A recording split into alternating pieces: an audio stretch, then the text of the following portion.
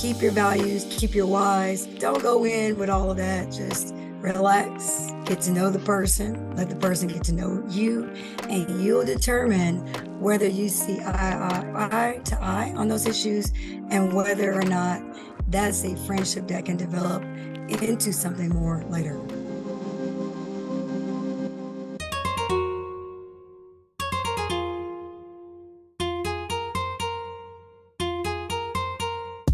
So as you know, it is very challenging in the dating world, whether you're a male or female in this modern day dating cycle we're in. If you're strong and independent, you find yourself challenged with different match possibilities. Sometimes it's you, sometimes it's the pool you're dating in. It's the pond that you've chosen. But we're here tonight to address some of those modern day dating issues, talk about identifying when the problem is you, or if it's something that you're needing or area you're needing to grow in. So first up, question for tonight is, how do you think societal expectations about gender roles influence the dynamics between strong, independent women or men and their potential partners? Anyone can answer. How do you think that No one wants to take a stab at it? Loaded. I always got an opinion. Come on, let's But hear what you got. Go ahead, just quick to get it started. So today's gender roles are conscrewed. And a lot of it is because, hey, in the beginning, God created heaven and earth. And he says, man and woman were made. And, woman was taken out of the rib of Adam. So inside of every man, there's a woman. Inside of every woman, there's a man. But you have to look at your gender and what God made you, whether man or woman, and you take it from there. So today, because of society, gender roles have been mixed and they have been challenged because you have a lot of strong women and you have a lot of strong men. We're striving to keep our role and where we are in the family. And the women are striving to keep the family together financially, spiritually, and mentally. So the man's supposed to be doing the same thing, but they're getting stuck mostly in the physical world and not the spiritual world, and not even looking at the spiritual world from a sense. And so you get everybody focusing on the physical and not the spiritual. And the physical is financially, socially, and all of those. And so now you got your roles mixed because both should be playing in the financial and the social role. Whereas, the spiritual roles is where everything truly matters, but a lot of them are not taking that into the right, putting it in the right perspective. So there is a great struggle today, just because everybody, men believe that they should be the breadwinner. We talked the last time I was on the thing about what breadwinner really means. And women believe that the man should be strong, but they're looking for physically strong or socially strong. But nobody's really looking at where it truly is, because in order to be both of those, physically, mentally, or socially, got to be spiritually. And I'm going to leave it there and stop. That's why I'm stopping for now. It's loaded. Thank you. Thank you, Thomas. And anybody can share what one of their experiences where strength or their independence, mainly talking to the ladies, intimidated or attracted or intimidated their potential partners, or even when they were just dating someone, just having that independent. I think of a time. I'll go, since no one's jumping out there. I think the juxtaposition is, if you are a modern day dater with traditional values, you're running into certain issues. For example, if you are very dedicated faith-wise and you believe in waiting into marriage and different things like that, you're going to find yourself in a very perplexing situation, because your small needle in a haystack just got smaller. So it's a case by case. And so what I would say to that is, approach that very gingerly by allowing the relationship or the friendship to develop. And then as you go through that process with time, you identify the right time to have that conversation, the right time to talk about what your values are. Because if you go hot and heavy, you're going to, might get nixed. You might nix a good partner because you might seem too religious or too rigid in your belief, so that it dissuades that member, because now they're thinking, my experience with someone that has this type of faith or this type of belief. It's just been something so negative and so challenging, and I just don't really feel like going through all those things. So I would just say again, keep your values, keep your whys, but don't go in with all of that. Just relax, get to know the person, let the person get to know you, and you'll determine whether you see eye to eye on those issues and whether or not that's a friendship that can develop into something more later. Okay, beautiful though. Ask me something, Erica. Just ask me. They don't have to, no one has to say anything. Just ask me. Just ask me something. Sure. Ask the Brill and let's go. Let's go. Ready to get out the gate.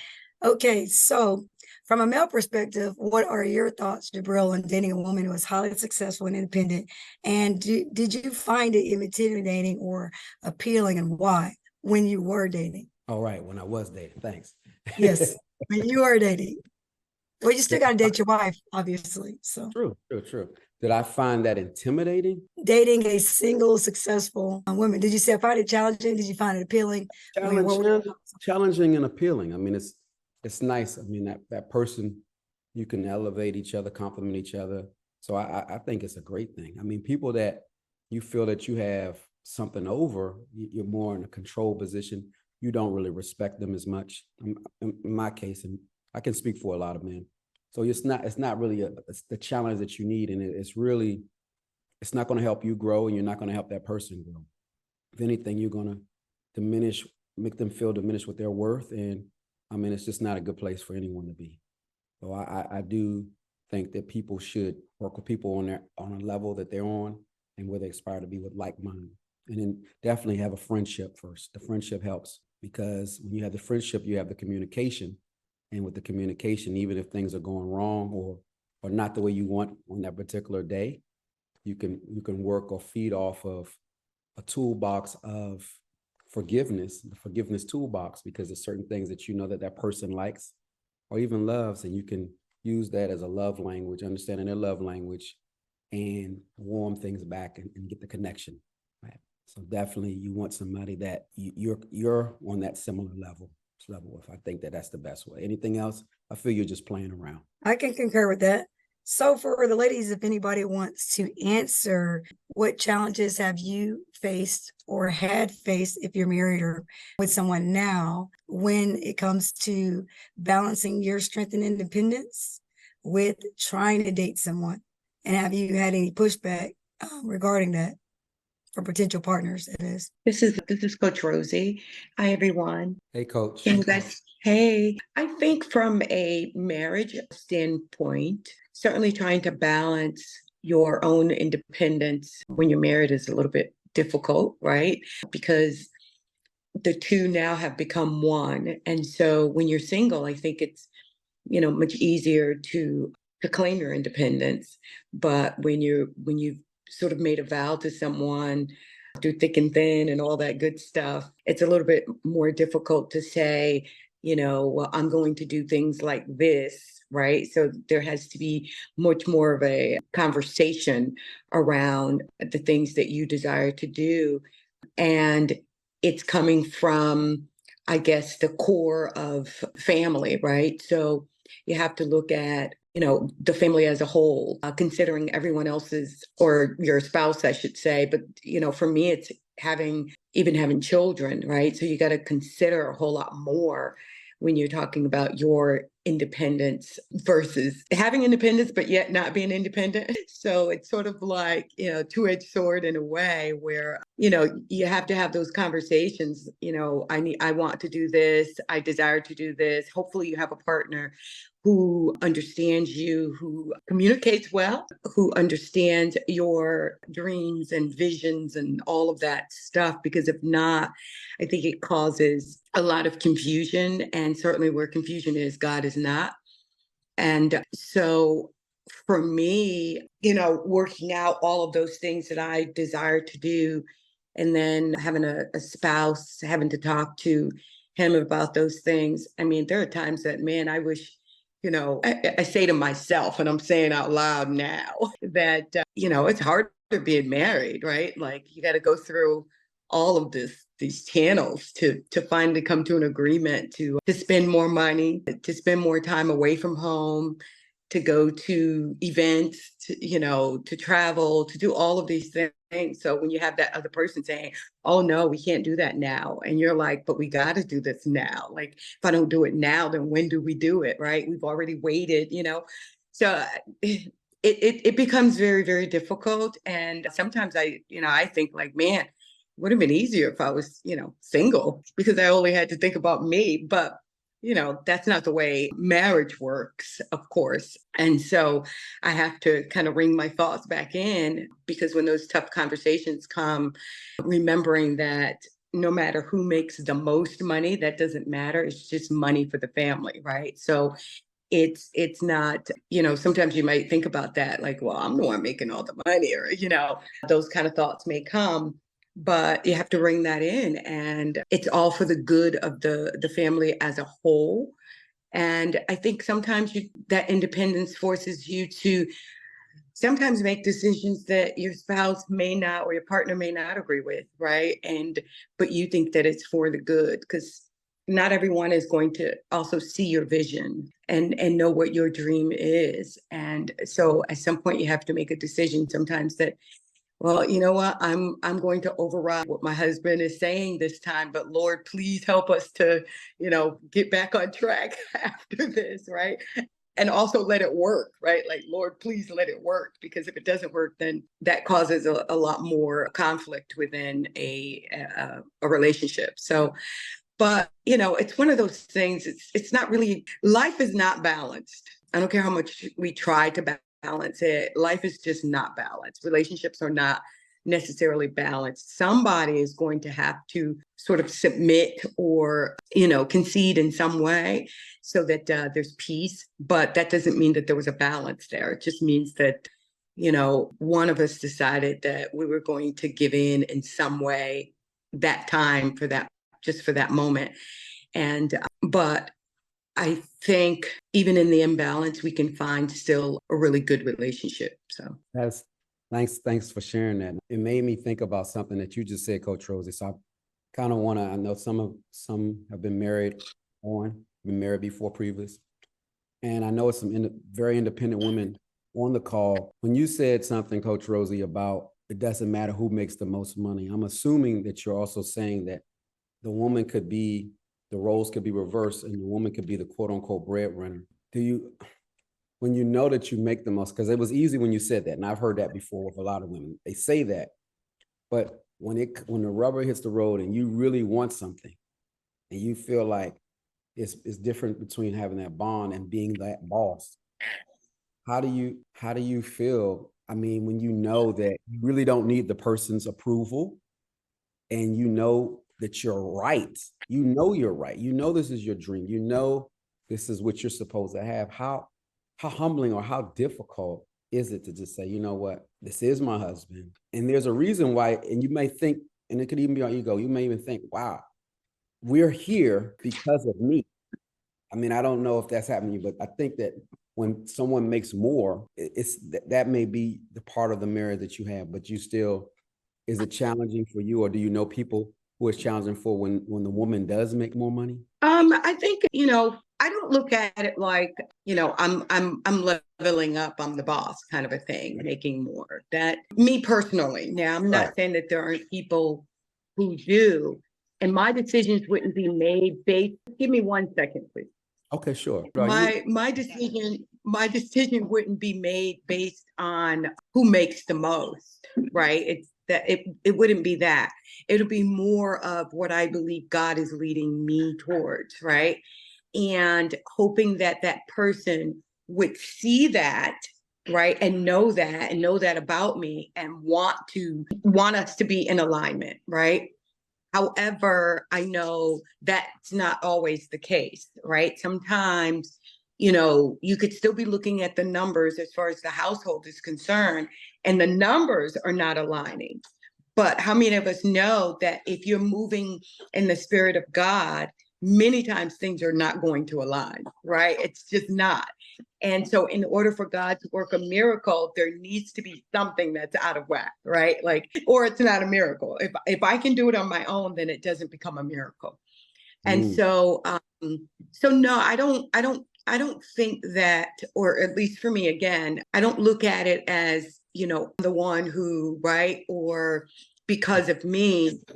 It has to be based on what we as a whole are doing, and not necessarily what I'm doing. Right. Again, I'm doing it hopefully for us and with us, not necessarily as this boss. I'm the boss. I'm making, so that wouldn't be a spirit of God anyway. If That's right. if anyone's like that, that wouldn't be a spirit of God. Oh, right. And that leads me to a point that some women are single because of that mindset.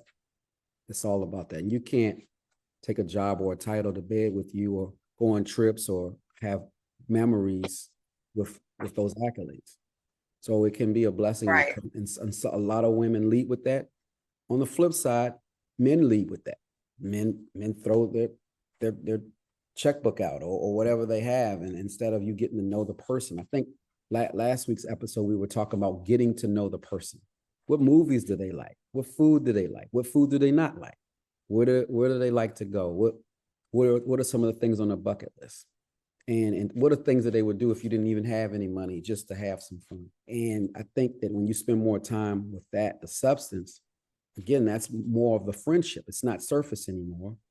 And to know that someone may be afraid of spiders, but just knowing the things that they have, all their biggest fears, just think that seals. And that's the difference when people meet new people and you are in a relationship, that there's certain codes or certain things about that person that no one else knows except for both of you. So I think that that's something that people don't really address or think about, and that's building the foundation, the person that you're in a relationship with, which should be your friend, should definitely be your friend. I asked someone what I thought was a very simple question. It has nothing necessarily to do, but you just talked about, things, getting to know people, right? And that's in any environment. I know we're talking more about, maybe the spouse sort of relationships, but think about relationships, just a friendly networking sort of level. And I asked someone, I said, this question may seem a little strange to you because it's probably never asked, right? Right. But I asked that person, what does your mom think of you? Ooh. Was this a male? Did you ask a male this? Yes. Ooh, okay.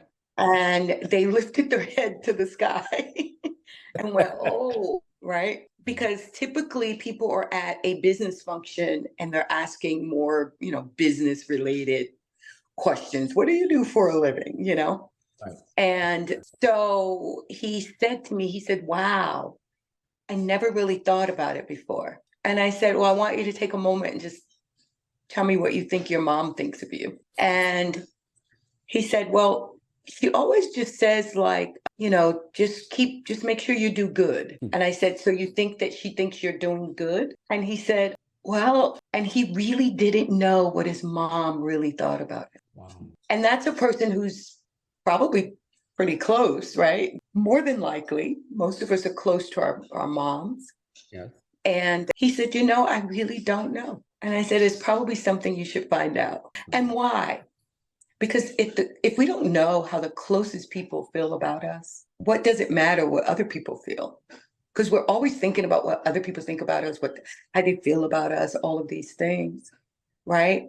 But the closest people to us, if I can't tell you what I think, my mom or my dad especially would think about me, then I have not been successful in the most important relationships, the very first relationships I've ever had. Absolutely. And so how do you become successful in other relationships, right? How do you become successful? Because we talk about a lot of surface things, right? Like I can find out any point in time when we go to eat, like if I ask you to go out to dinner with me, hey, what do you like? What would you like to eat, right? And you go, oh, I want steak. Oh, you like steak? Yeah, I like steak. I'm not a fan of steak, but let's go to a restaurant that has seafood too, right? Because I love seafood.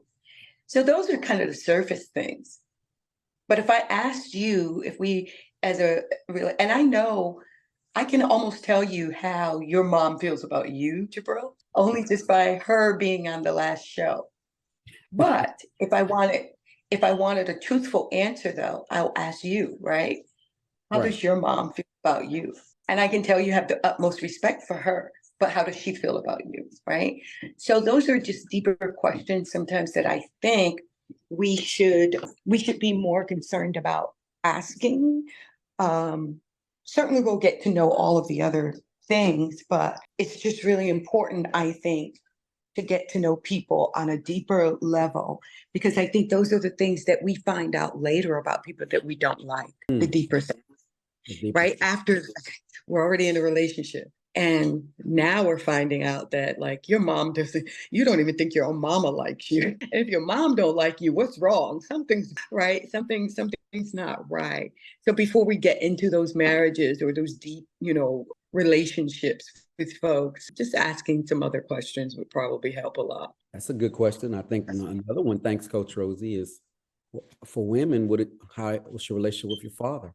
I mean, that is a hidden gem in some of those relationships, and I think we've talked about in other episodes, that shapes certain women with how they perceive men or respect or not respect men, based on their relationship or what they've experienced, or the trauma or the drama they experienced in their own home growing up, or just a father who was absent, or a stepfather. I mean, there's certain things that I've seen and had to experience that with a woman because of something that the father didn't do or hurt the person. So they still have unforgiveness to take it out on others. So it's on both. So the parenting is very, very crucial in that support, because it teaches you. My mother's taught me how to give, forgive. She always says, treat people the way you want to be treated. And I mean, those are things that just stick with me forever. I mean, I can hear her voice saying that even. So sometimes I don't have to call her every time something happens. I already know what she's going to say. And so if if I don't want to listen at that point, I may do something contrary to that, but eventually I'll come back and do what I'm supposed to really do. Then I'll call her. Absolutely. That's awesome. It's like a quiet storm today. I know that people are just listening, but I mean, it's for everyone. I mean, I see Gerda with this great smile, just gleaming. Is there anything that you have to say? Because I think this is your first time being on, and I know you've been trying to get on.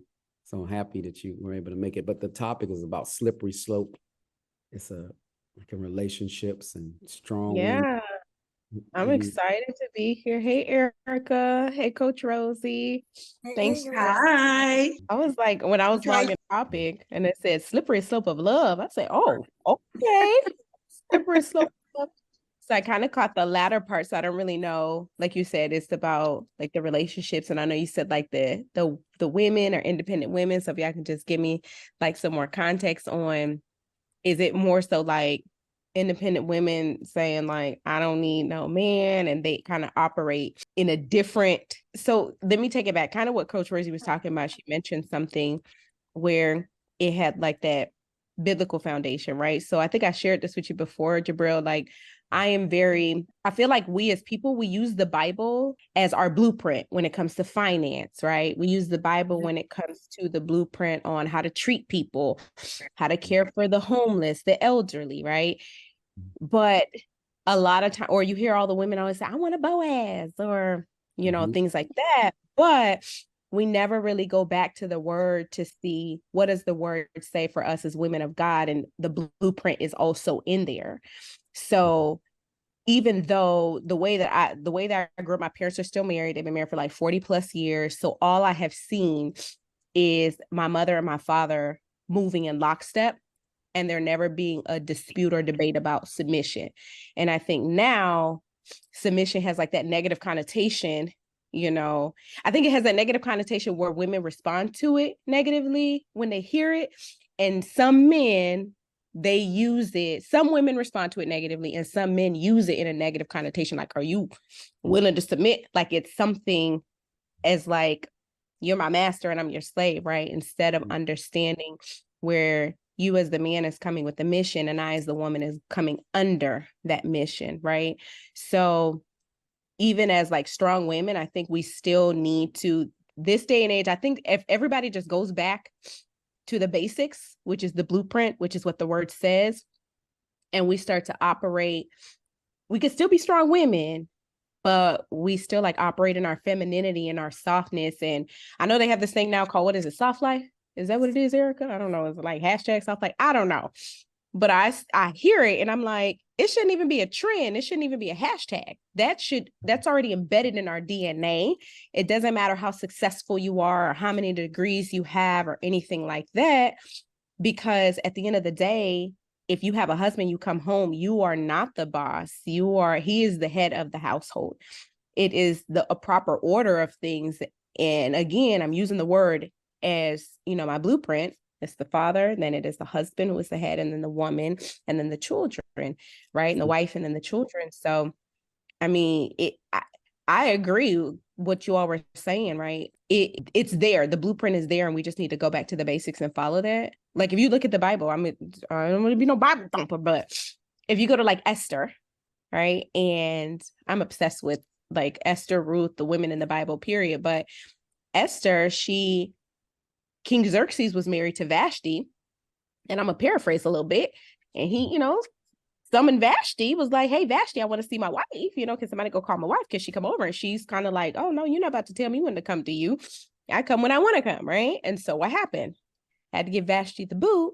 But then you have Esther who comes in and she wins his favor out of all of the women that he had, right? And she knew that she had to save her people, but she was able to go just sitting in her femininity and thriving in it. She was able to go in the courtyard in front of like his chambers where the doors was open and did nothing but stand there, knowing that he would be able to extend his scepter and invite her to walk over to him. And she did nothing but operate in who she was as a woman, and her softness and her gracefulness, right? And her inspiration and her femininity. And I think that those are the things as women, it don't matter what degrees you have, how successful you are, if you're the breadwinner in the house, if you are with that man, you are trusting that man to lead you, because it's not just expecting him to lead you financially.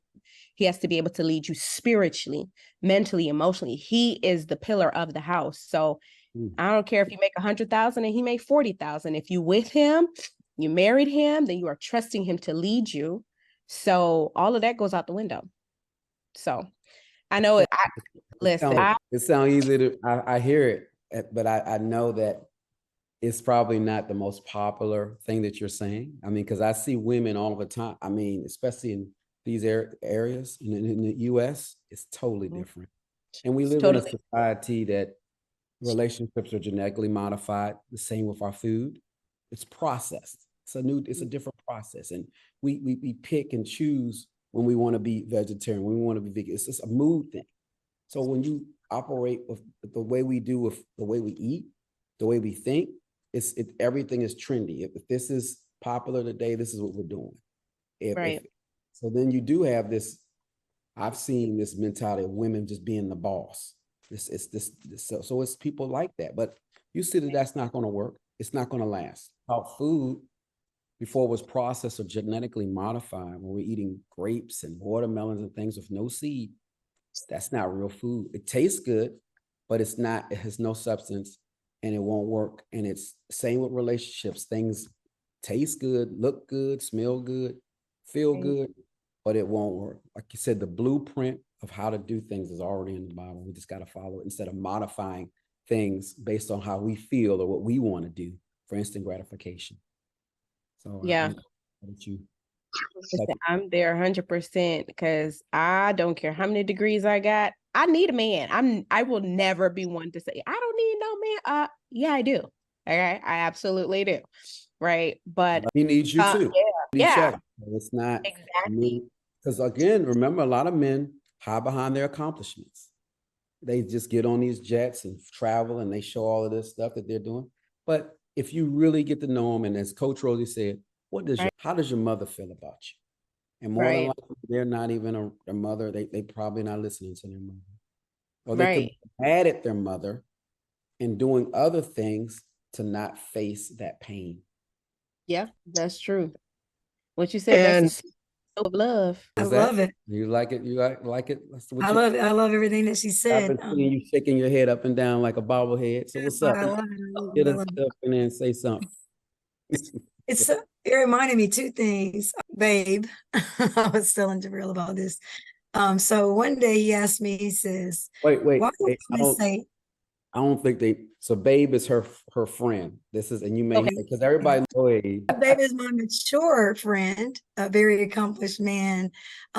So what I find in that friendship, romantic relationship exploration is that when you're with a real leader that can check off a lot of boxes for you, your submission portion of yourself will naturally come out. It's not even a thought. It just oozes on out. I remember we were having a conversation. He says, why do women say they want a man to lead, but always have their hand on the steering wheel? And so, like Gerda, it's like, need a man. I need a man because I want a man. So it just has to be the right man. And when I think about what Coach Rosie said and what Jurbil is saying with the relationship with the man and his mother, those have been the better relationship candidates for me. As long as it's not a toxic situation, obviously, but a man that has a really good relationship with his mom, or his mom. Erica Freeze, or is that me? No, it's South Africa. She's in South Africa. Oh, nice. Getting her man.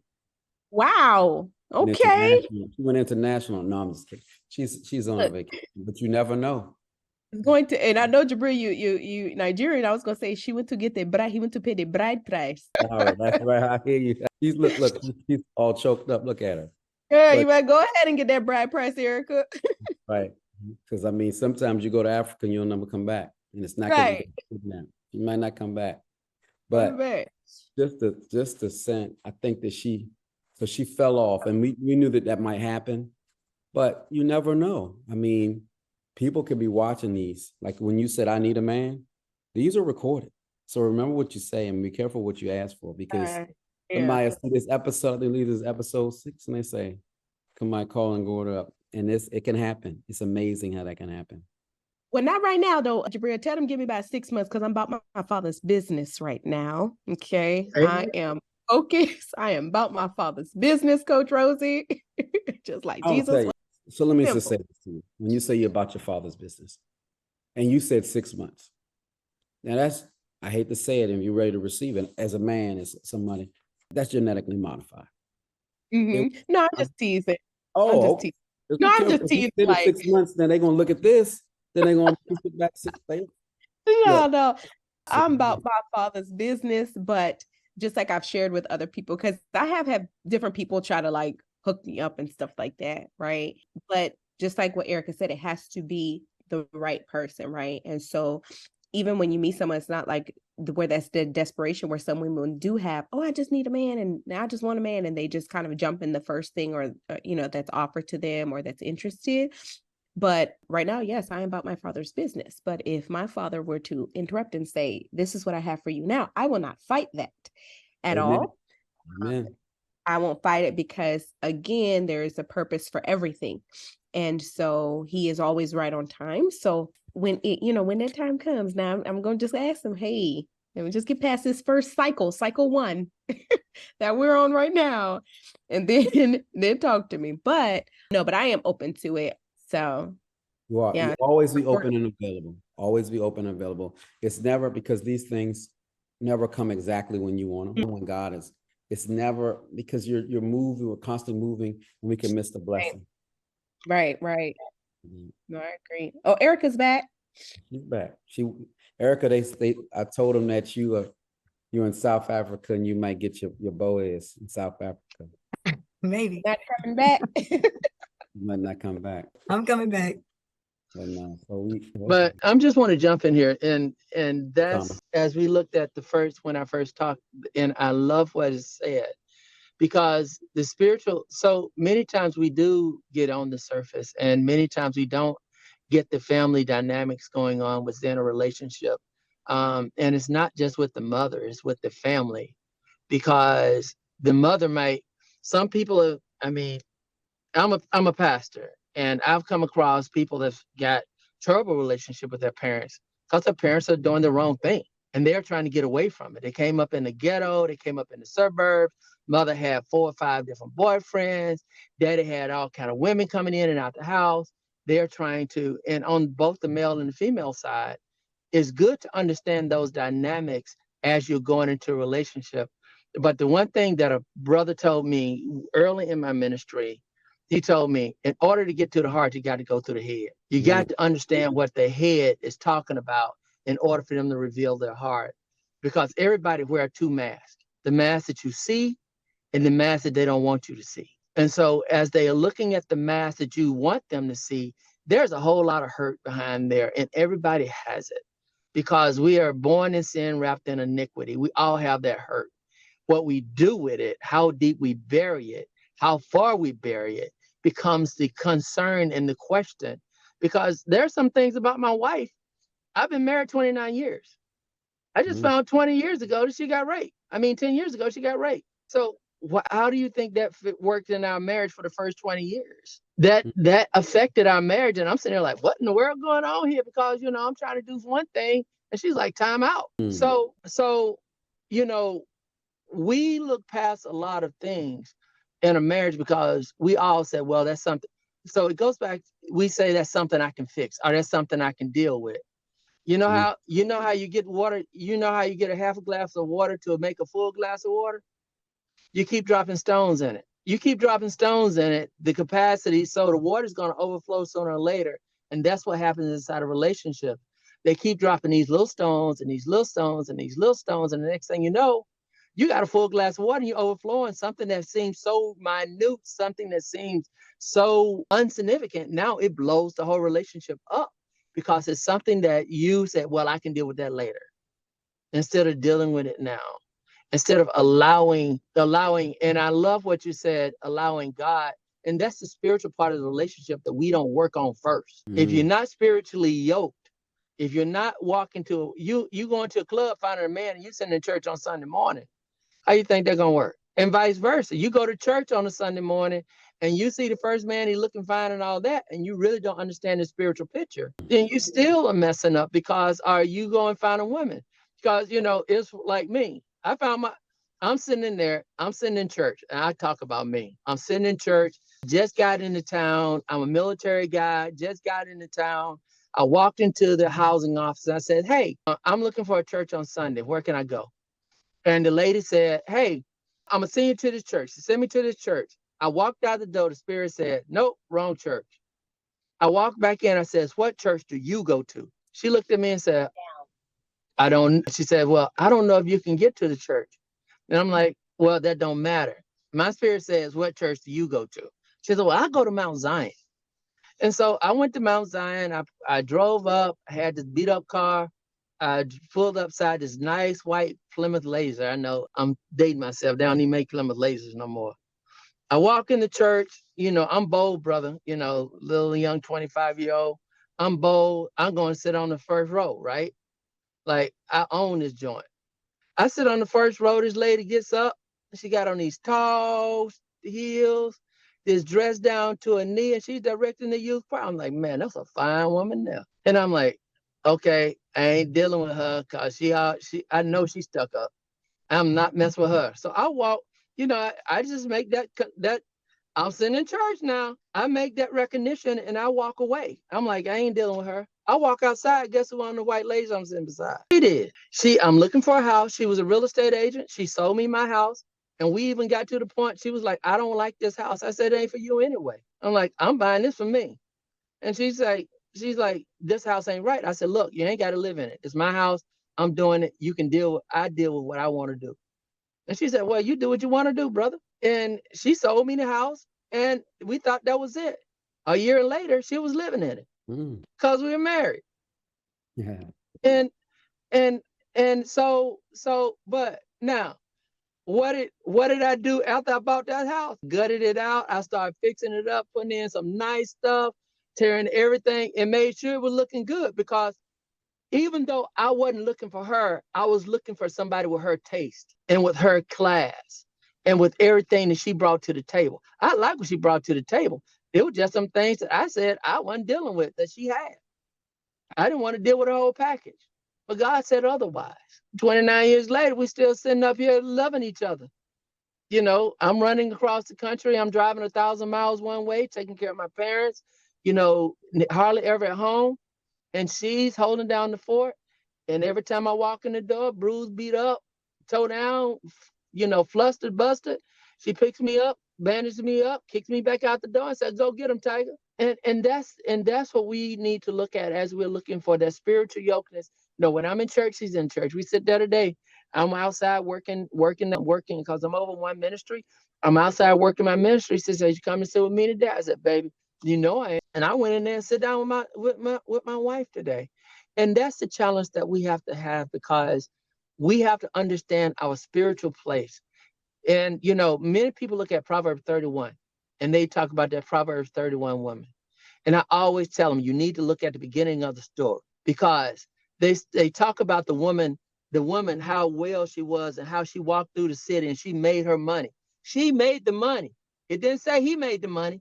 It said she made the money. Sold her where? She walked through the community. What was the man doing? Sitting at the gate. He was making sure that the spiritual atmosphere that she walked in, she was protected. And so we have to, it goes back to what she says. It's not about the money. It's about where that spiritual covering is, that head of household, the head of your spiritual household.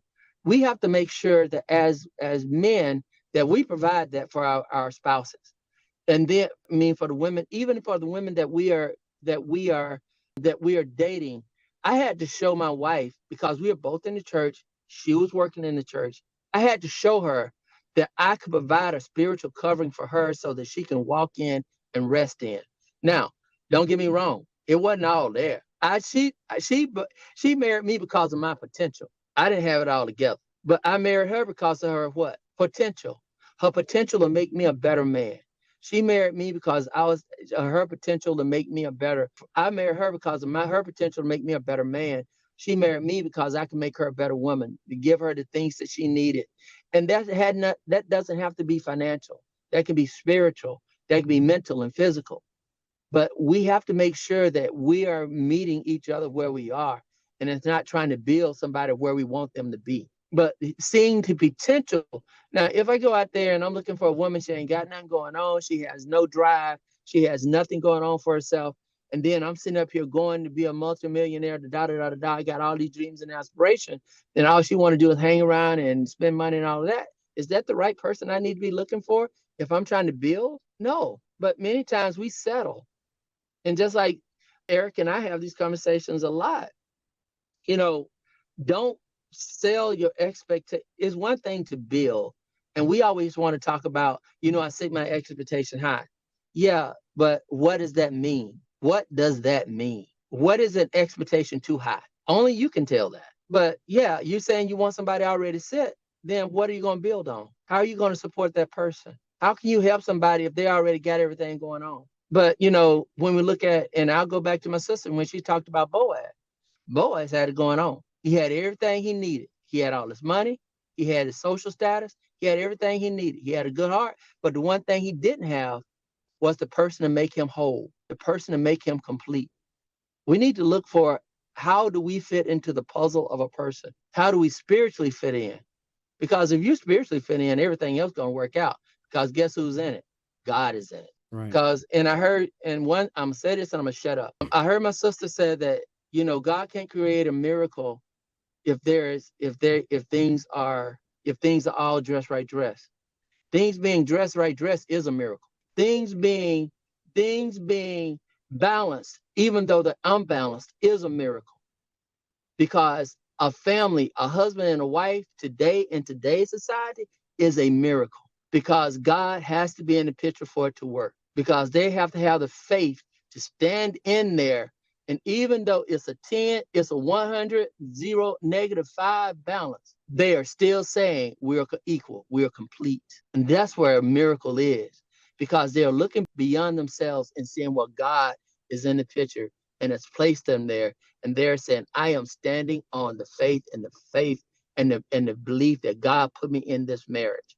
And I'm going to tell you, and I think Jurbil can attest to that. There are some days he wanted to sprint the other way, and then he want to look back, He said, bump everything. I don't want nothing. I'm done.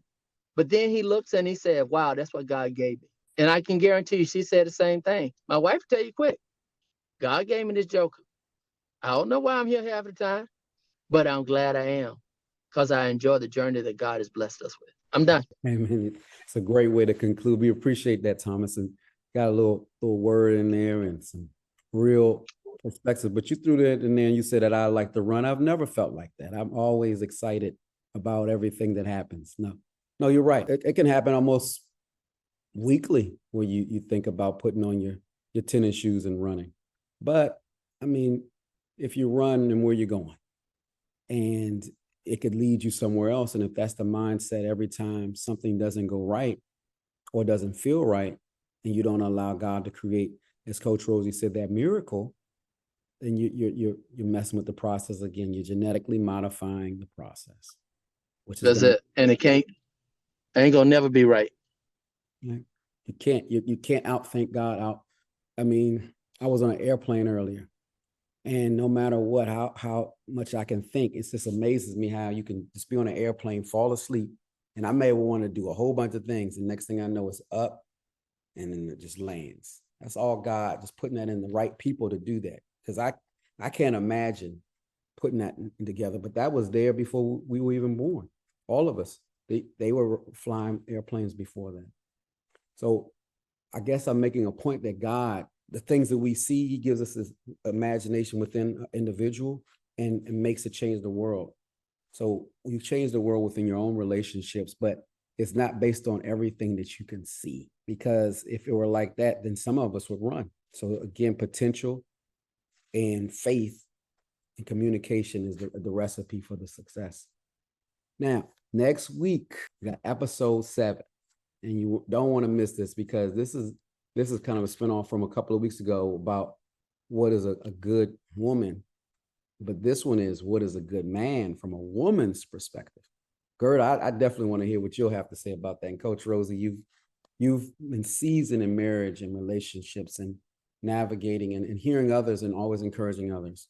I mean, the scriptures, we're going to focus on the key traits that define a good man, or I guess from a woman's perspective. And we're talking about integrity, empathy, respect, and ambition. I know that for us, a lot of women will not deal with a man who doesn't have any ambition. So again, no potential, no plan. At least he has a plan. It doesn't mean it has to already manifest. That's the part where you as a helpmate can help that vision and support it. But you have to at least have a schedule, a plan, an understanding. And asking women, how do these attributes align with what a successful, independent woman seeks in a partner? So it kind of spin off of what you already had mentioned, Gerda. So I'll be happy to hear that. But this is next week, and this is our time. This is it. I mean, I appreciate everybody. And Erica for staying up late. You can get some rest and refresh. And that's where we are next week. What is a good man from a woman's perspective? This was good. Can't Thank wait you to talk so about much. it. So think about that. That's your homework, Gerda. You think about it. But I mean, it's again, it's going to be facts and some blueprint, but your opinion and your own experiences is open discussion. Yes, Coach Rosie. No, I was going to say thank you. Oh, thank you. Thank you for all of your added value. Thank you for my new friend I just met today, Latoya, at the airport. Was able to make it. Thank you. Yo, that's New York. She represents. She's amazing. So you guys will get to see her soon. And she'll be coming to our class, Mindset to Monetization. Thank you so much for having this baby and let me be a part of it. Purpose and powerful. Here to stay for a long time. We appreciate you. Everyone have a wonderful weekend and stay safe. Thank you You so as much. well. Thank you. Good night. Night. Good night. Thank you.